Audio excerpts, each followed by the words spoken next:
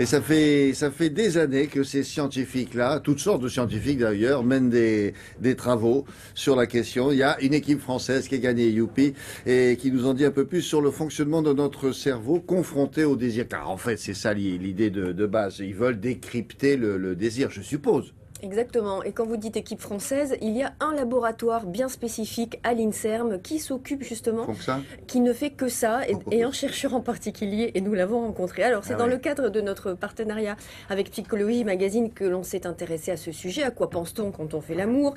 Un sujet traité depuis des millénaires, mais aujourd'hui les neurosciences viennent nous éclairer sur le fonctionnement de notre cerveau quand il est confronté au désir. Alors les neuroscientifiques ont donc réussi à cartographier notre cerveau grâce notamment à l'IRM et à d'autres machines encore plus perfectionnées.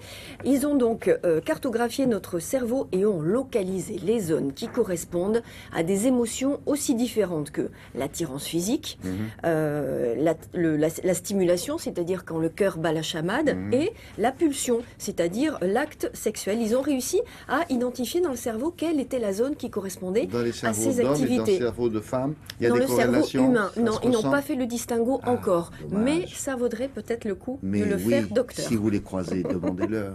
Ce qui est encore plus surprenant, c'est que les scientifiques ont localisé la zone d'inhibition du désir, celle de la panne sexuelle ou plus fréquemment celle de l'absence de désir. Et c'est ça qui les intéresse pour traiter les pathologies liées au désir. Et il y a même une zone de censure sur laquelle, pourquoi pas, on pourrait agir dans les années à venir pour éviter qu'il y ait de nouveau des pannes sexuelles, etc. Alors on a rencontré justement le chercheur en question.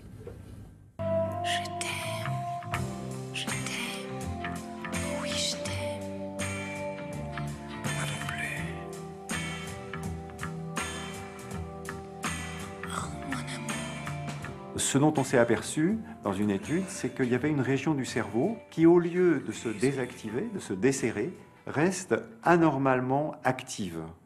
Et ça, c'est très important parce que on sait que cette région du cerveau est probablement liée à des régions de la mémoire et qu'il est vraisemblable que cette région reste activée précisément parce que la rencontre avec l'autre réveille des souvenirs soit traumatiques, soit difficiles.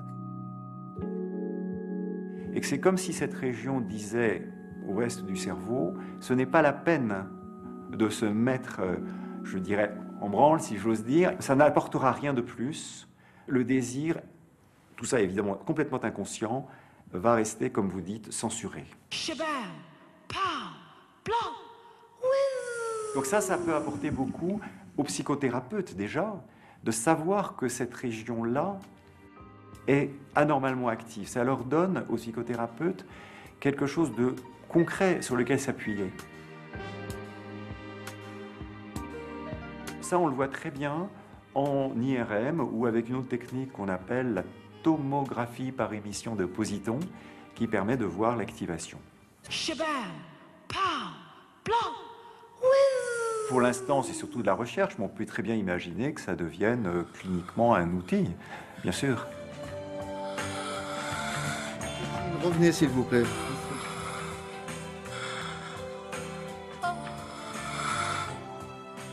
Bon, ces chercheurs, ils font de la science-fiction ou pas? Non, pas du tout. Selon Serge Stoléru, justement, qui pilote le labo du désir à l'INSERM, on pourrait, pourquoi pas, dans l'avenir, imaginer quoi? Une stimulation électrique transcrânienne pour désactiver la zone de censure. Alors, le verrou qui est aujourd'hui localisé, et on trouverait ainsi un remède au manque de désir. C'est de la prospective scientifique, mais c'est ce qui intéresse l'humanité entière, quand même. Hein. Et ensuite, donc, la prochaine étape, on examinera ce que ce monsieur pense au même moment.